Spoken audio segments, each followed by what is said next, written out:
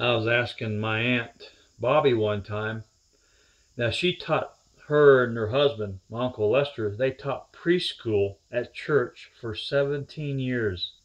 You know, when you go to church and you take your little kids into a little room until your church service is over, somebody watches your kids, that's preschool.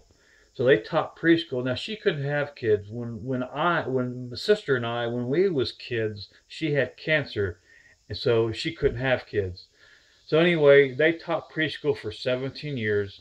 And I'm quoting, so parents don't get mad at me. I'm quoting what my aunt told me.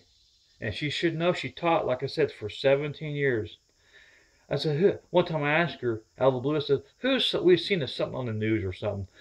And she happened to turn the TV off. I said, Bobby, who's some of the worst people you've ever known? And I quote her. She said, parents.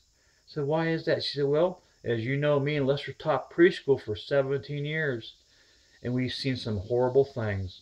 I said, no kidding. She said, oh, yeah, some of these kids, some people shouldn't be allowed to be. There should be a law. And I'm still quoting her.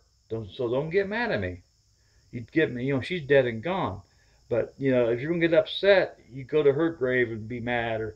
Yeah, I'm just quoting her. She says, some parents don't even deserve kids. I said, no kidding. She said, yeah. In 17 years, she said, we've seen it all. And they had this one little girl was totally afraid of her dad. The preacher of the church went to the sheriff's department and says, well, we got to catch him red-handed. You could tell the little girl been abused. They just verbally. You could tell when her dad picked her up after church service. You could tell he was mean to her.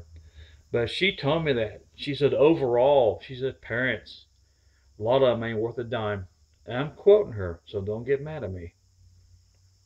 Not worth a dime.